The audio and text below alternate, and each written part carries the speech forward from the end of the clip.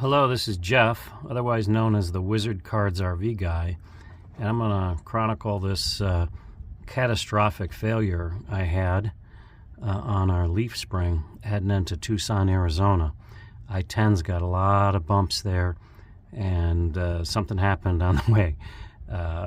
My leaf springs on the rear axle have both sheared on the back connection point. I'll zoom in here in a second so you can see this. This thing is obviously sheared, and if we look to the other side, we can see the same situation there. Okay, so you can see that that puppy is sheared and just hanging up there. So when this happens, the rear axle is basically floating. It's still connected on the front 2 points of the leaf spring, but this axle is definitely free floating. We did not notice it when it happened. We noticed it when we were setting up.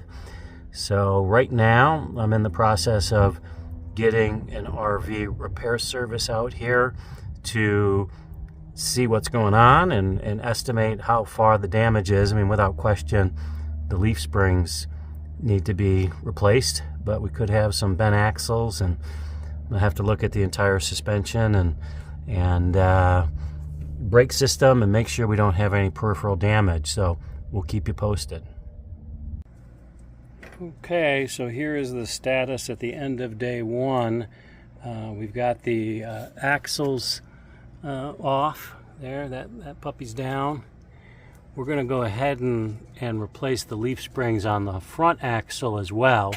So they will come back tomorrow with the leaf springs for the front and the rear axles. I'm also looking at upgrading the equalizers, and the good news is there has been no axle damage.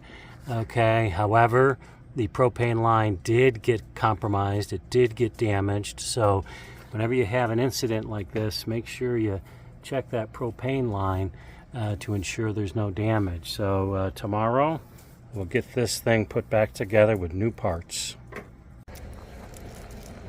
Hi, this is Jeff, otherwise known as the Wizard Cards RV guy. And you already met Azul down there, our Border Collie Australian Shepherd mix. And this is the start of day 2. So I'm awaiting the RV repair guys to come back with the new leaf springs and the required kit and everything like that. And we're doing some extra stuff as well. But essentially, as a recap, I had both leaf springs on the rear wheel shear off. I'm fortunate that it was the back connecting points on the rear axle, because the rear axle was kind of floating. If it was the front connection points, it would have been even a worse disaster. So at the end of the day, we're pretty, yeah, you can pan down here. We're pretty thankful that we didn't end up in any kind of accident or horrible situation. I mean, we made it here safely. Obviously, this isn't the kind of repair you want to deal with, especially on the road. I wanted to do some upgrades on the suspension, but we can't get the parts here quick enough. So we're just gonna replace it to get to be road ready. When the techs arrive, we'll document the repair process. So that's it for now. Thank you. See you down the road.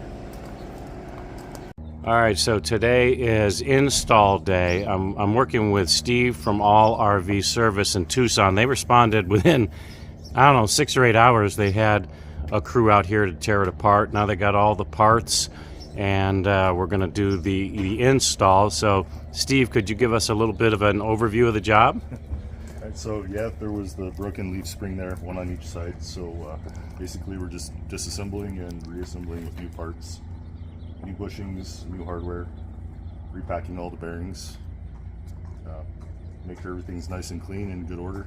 Great. And that's pretty much it. I'll give it a little close up here so everybody can see it. We're going to get those axles back up there. Here's a good look at the old versus the new. So there's the old guy versus the new guy, and I'll get a different shot of the busted up one. So this is kind of a close-up on the sheared leaf spring, and you can see, boom, just like that, man. She went, 2 of them, one on each side of the rear axle. So again, I mean, it was a major, major, major failure, but we didn't have any other peripheral damage to the rig other than the propane line that'll get replaced, and that just got dinged a little bit, but it could have been way worse than the way it ended up. So earlier I mentioned that the propane line got compromised a bit, and you can see it there. It's not deep, but it's enough that I'm going to go ahead and have it replaced. So over here, there's our new propane line. It's not going to come out real good in the video, but there it is. And you can see there's a close-up on the dangling leaf spring that snapped on us.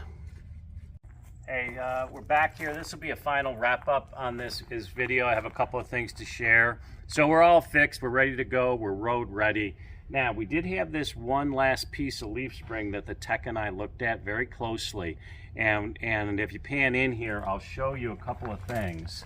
So you can see this brake, if it's focusing properly, there's no rust, okay? That's a clean divot brake right there. I don't know how good you can see it.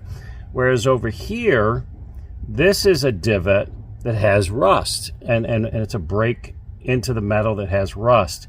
So what could have happened, again, this would have been on the top of the leaf spring, is that this was compromised, and this could have created a weakness, and this could have been the initial step in having it totally fail. So that could have been the case. The other thing that's kind of interesting is, look, these nylon bushings are ridiculous. You know, I don't know if that could or could not have contributed to this. So that's the final wrap. Now, if anybody has any additional insight or comments with regard to metal fatigue, or if this could have been what caused it, please put your comments below. I was not overloaded. It's a 10,000 pound gross vehicle weight rating. Whenever I'm at the scales, I'm in that 86 to 9,000 range, so I was not overloaded. But again, I-10 can be bumpy at times, and you get some dynamic shifting in that weight, so that could have happened as well. So that's a wrap for this video. Thanks for watching.